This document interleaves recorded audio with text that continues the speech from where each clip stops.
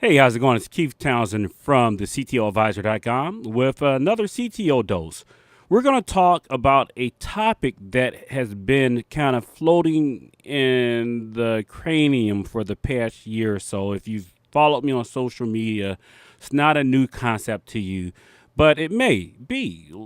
Data gravity is something that we've dealt with for the past several years, ever since Dave McCory formalized the thought that more data that you have, the harder it becomes to move the compute or the data away from those centers of gravity. You have to move your compute closer to your data. It spawned, I think, a renaissance in the VDI in which you put your data in the centralized data center, and then you move compute, aka desktop images, close to the data, and that alleviates some of the challenges of users being able to get at the data that they need the most.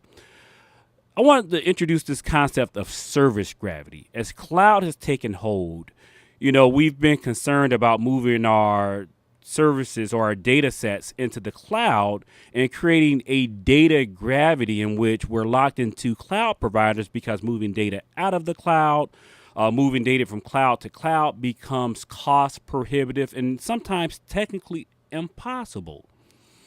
Well, as cloud computing begins to mature and companies adopt these services, whether it's traditional storage services such as S3, which is pretty easily replicated across the big cloud providers. Azure and GCP offer S3 compatible storage. You start to look at services like GPU-based machine learning and AI, in which we can't recreate these services easily in our data center. So we have two competing forces. We have data gravity, where the data may reside in our data center or in the cloud. Then we have this concept of service gravity, as cloud providers become more and more skilled at offering services that developers absolutely desire and that we can't recreate in our own data center, at least not easily.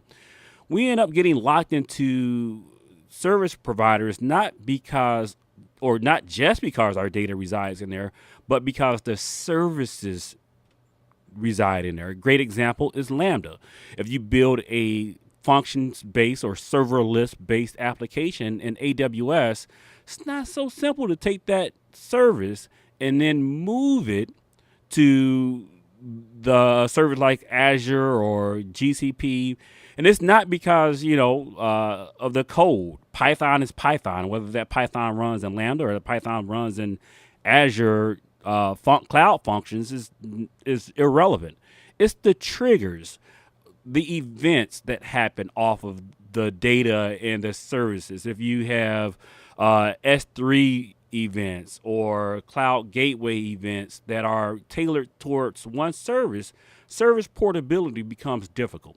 So, service gravity is now in this new form of IT lock-in that we have to worry about. No longer are we just concerned about data and the amount of data stored in the cloud provider. We're also concerned with services. What services are we consuming from a cloud provider, and can they be easily migrated to another service provider or even on premises? So as you're figuring out your multi-cloud strategy, think about the services that you want to be portable, those services that you want to build your applications around, and whether or not you want to create, or if the service gravity that you incur is worthwhile. You want to learn more about the CTO Advisor? Follow me on the web, thectoadvisor.com, or on Twitter @CTO Advisor. Talk to you next, CTO Dose.